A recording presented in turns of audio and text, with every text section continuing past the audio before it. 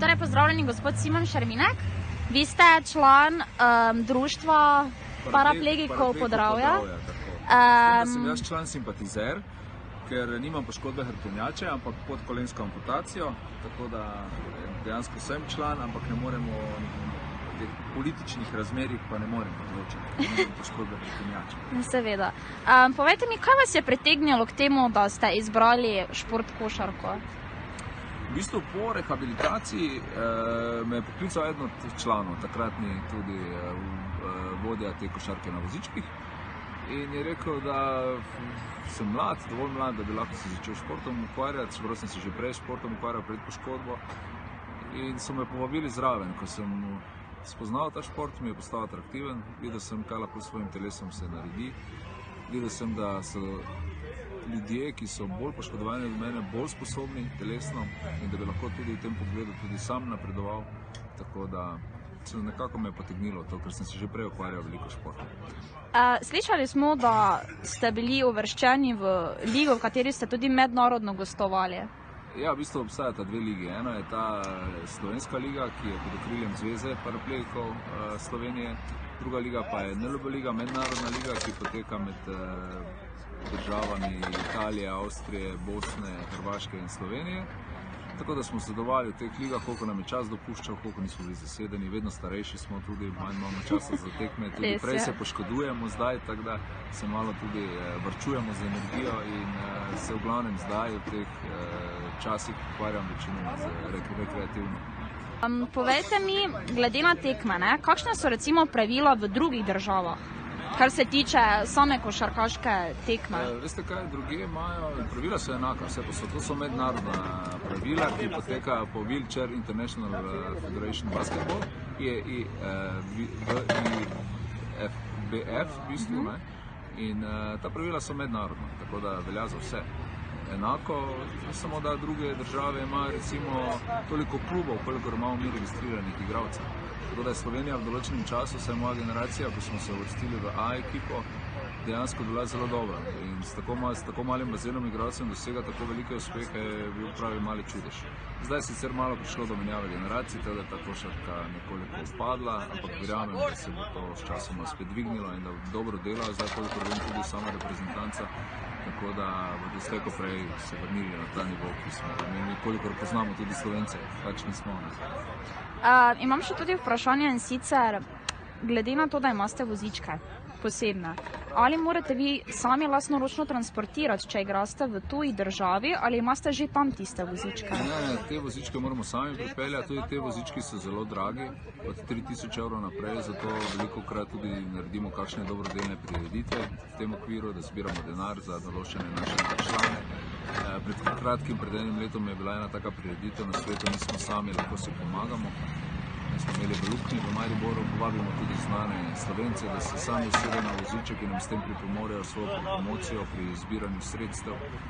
Seveda teh zbiranj sredstev je danes zelo veliko in težko je včasih ljudem reči, da je ta naša košarka na vozičkih nujno potrebna za socialno življenje in da nekemu športniku ali pa človeku, ki je večinoma zaprt med 4 stene, ta košarka pomeni ogromno in da mu je zato nujno potreben voziček. To je včasih težko ljudi prepričati v zvezi s tem. Ampak smo vztrajni, vztrajamo in večinoma nam to uspeva.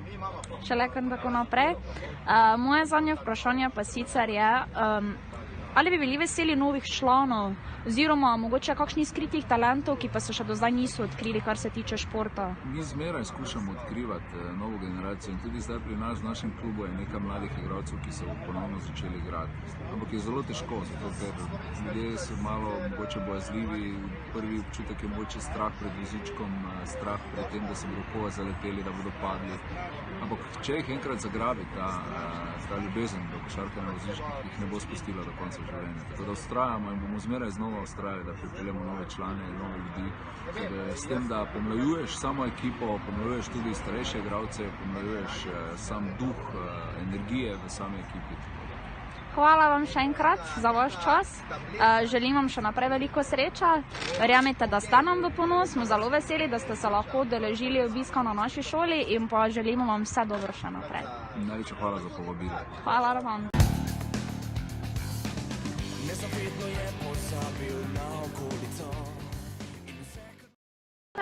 Gospa Tadeja, pozdravljeni na naši šoli. Zdravo.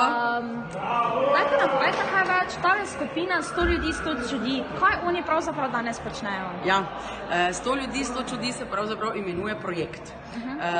Gre za to, da mladim predstavljamo različne skupine ljudi, ki so malo drugačni. Skozi 12 let smo gostili že gluhe, slabovidne, tudi predstavnike drugih kultur, vse z namenom, da mladi te ljudi spoznajo in vidijo pravzaprav, da niso čisto nič drugačni kot smo mi, ki smo zdravi ali pa smo Slovenci, in želimo pač to spodbujati, da smo strpni do drugačnih in strpni smo pa lahko samo takrat, če malo od blizu bolj spoznamo. In temu je namenjen projekt, niso pa samo take delavnice, kot je današnja. Danes so tukaj iz društva paraplegikov Podravja, ker letošnja tema so invalidi, ki so hkrati tudi košarkaška ekipa in danes mladi predstavljajo, kako je biti na vozičku in kako kljub temu, da ne moreš hoditi, lahko marsikaj v življenju počneš, recimo igraš košarko. Priložnost je danes tudi, da vi, ki imate noge, zdrave noge, poskusite, kako poteka življenje na vozičku. Povedali so nam tudi, s kakšnimi ovirami se v vsakdanjem življenju srečujejo. Pa še eno nadgradnjo ima projekt, zbiramo hkrati tudi slogane proti nestrpnosti. Tam do 8. novembra jih bomo zbirali, potem pa izbrali 3 najboljše in na zaključni prireditvi 16. oziroma 15. novembra podelimo tudi nagrade tistim, torej jih bo iz društva paraplegikov izbrali, 3 nagrade najboljšim avtorjem. Kakšne pa so recimo te nagrade? Ja, prva nagrada je vedno kako potovanje, enodnevni izlet ali v Salzburg ali Dunaj, bomo videli, kaj bomo letos uspeli dobiti, pa kakšen adrenalinski park, skratka take praktične nagrade, ki omogočajo tudi neko doživetje. Dobro, zdaj pa mi povejte, zakaj ste se odločili ravno za našo šolo? Kaj vas je tako pritegnilo k temu? Ja, gremo tam, kjer ste mladi. Nismo samo na vaši šoli, projekt poteka že od začetka oktobra, bili smo že na večjih srednjih šolah in ena od šol je tudi srednja prometna šola, že 12 let z vami sodelujemo, seveda se mladi na šoli menjujete, pa mogoče ne veste, ampak vsako leto tudi pridemo na vašo šolo. Povejte mi, ali vam je v veselje biti del te ekipe? Ja, mislim, ponosna sem na ta projekt. Ja, projekt, ja. Zato, ker pravzaprav vidimo, da pri mladih marsikaj spodbudimo, ali pa recimo imeli smo tu že tako solzo, recimo lansko leto smo en mlad gospod predstavljal svojo izkušnjo, ki je bil zelo zabredel v droge in alkohol, pozdravil in potem mladim povedal, kakšna je ta izkušnja. In če je komu preprečil, da bi sploh kdaj to poskusil ali pa se tako daleč zabredel, kot je on, smo zmagali. In če kaj premaknemo pri vas mladih, smo seveda veseli in verjamem, da bomo še s tem projektom nadaljevali. No, to pa sem resnično vesela, kar se vsega tega tiče. Upam, da bo še naprej nadaljevali tako dobro, kot jim gre. Zelo smo ponosni na to, da smo lahko del vsega tega. Imam pa še sicer vprašanje, ali mislite, da bi oni lahko še to naprej razvijali, pa pač širili so to njihovo dobroto pa solidarnost med druge ljudi. Recimo, ne vem, so določeni narekovaj invalidi, ko recimo, ne vem, so sramežljivi, pa tega ne učejo izkazati, ne, da bi se lahko kot talentirali, kot so recimo oni zelo talentirani košarkaši, ne? Ja, glejte, če so oni prijazni do ljudi, jaz verjamem, da so tudi zdravi ljudje nazaj do njih prijazni. Če so oni nestrpni, dobijo to nazaj, tudi mi v življenju to dobimo nazaj. Mislim, že dejstvo, da so to izkušnjo doživeli v življenju, torej postali invalidi in da so se pobrali najprej po glavi, da lahko še naprej s to knjigo živijo, tudi polno živijo, se družijo, športajo, hodijo na izlete, to je že zmaga. In če ne vemo nikoli, če se nam kdaj to zgodi in če imamo kdaj tako izkušnjo, kaki stik za takim, ali pa recimo tudi v vsakdanjem življenju, ko dosti krat jamramo, pa nam je to težko, pa težko hodimo, pa stopnice so, mogoče včasih samo pomislimo, kako je tem ljudem in nam bo lažje, pa verjetno ne bo nič več težko premagati. V redu, hvala vam za vaše odgovore, pa za vaš čas. Ja, hvala. Srečno še naprej. Hvala. Elemente grenkega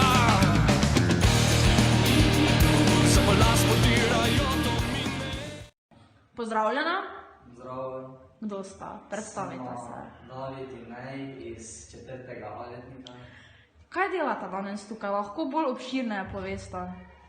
Danes smo tukaj, da smo sprobala, kako je igrati košarko na vozičkih z posebnimi ljudmi, ki to delajo že dlje časa. In kdo so ti posebni ljudi?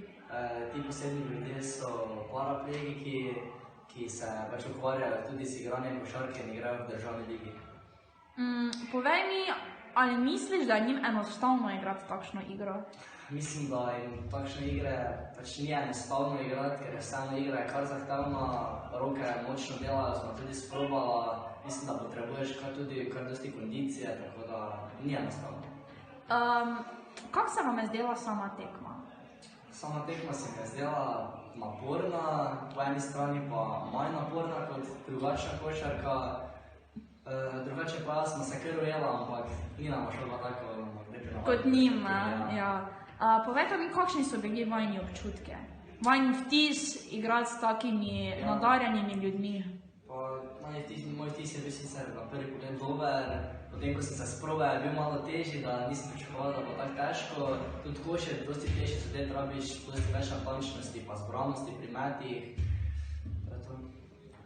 Ok, bi še kdaj igrala kako tako igro?